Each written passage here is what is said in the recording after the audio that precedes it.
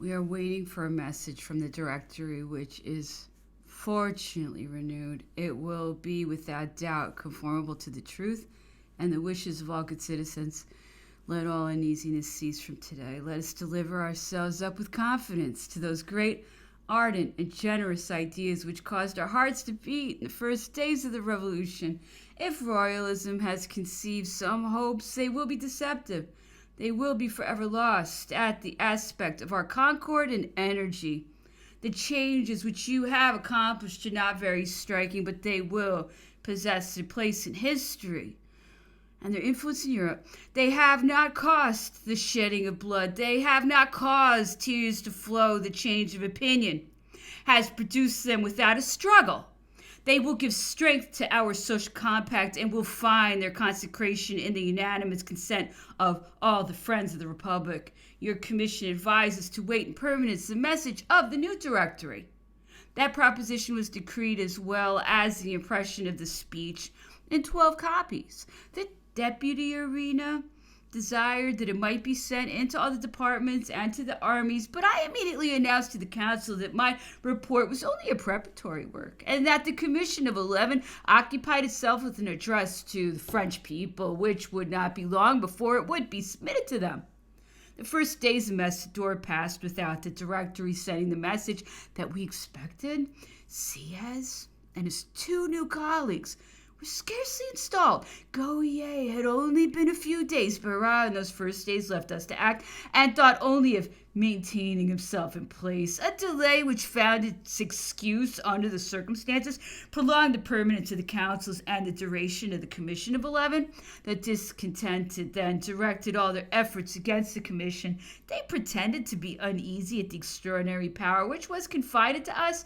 They compared us to the famous Committee of Public Safety, as nothing could be more false. In those insinuations, Francois de Nantes was charged to submit to the council several measures against the divisions of the electoral assemblies, and he announced that in the week the commission would propose a project of law and a project of address, and that it would itself demand its dissolution and the end of the permanence. The General Jourdan made a report upon the recruiting of the armies, filled with confidence in the wisdom of Sieyès. We were more desirous than our adversaries to see our mission terminated. The measures proposed by Francois de Nantes and Jourdan being threatened with adjournment, I insisted in the following terms, sitting of the 7th of Messidor, for their prompt discussion.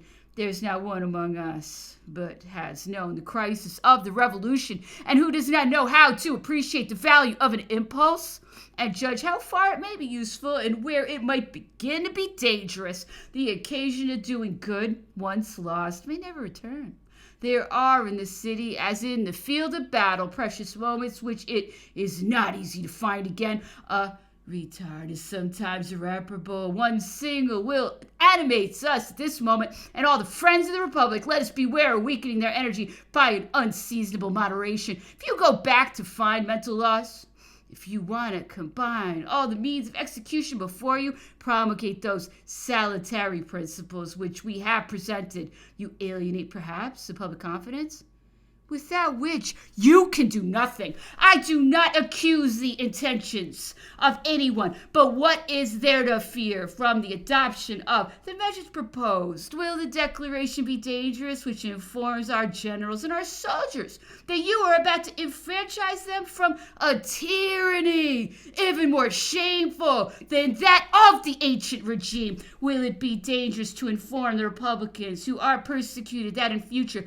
they may unite and oppose their imposing masses to the scattered bands of their assassins, of those brigands, the bleeding leprosy of the departments of the East and the South? Will it be dangerous to suspend the erasing of those emigrants who enter under false certificates, obtained and bought in those municipalities where the spirit of the counter-revolution ferments in secret? What danger do you find, after all, that it is no longer the members of the executive power, but a solemn law which bestows arms as national recompenses? We have just had a proof that opinion raises and destroys at her will all power. Seize then, representatives of the people, upon that all-powerful lever and direct it towards the public good. If the laws which we present to you are still retarded for some days, the effects of the salutary action and the state has just experienced may escape you. I demand to move the previous question upon all the references and the discussion instantly of the projects of the Commission. The Council adopted my proposition unanimously. The projects were converted into laws. They confirmed even an article of the law of the 19th Fructidor, which gave to the executive power the right of transporting the refractory priests. Transport without judgment. They thought they could not yet deprive the directory of that dictature without compromising the public safety. I oppose this revolutionary measure extending against all the priests. It was applied only to the refractory priests. 2 days afterwards, we at length received a message from the new directory. I opposed against its being communicated to us in a secret committee. The reading of it in public produced an excellent effect. It was the recapitulation of the faults of the fallen power without reserve and the inevitable demand of men and money.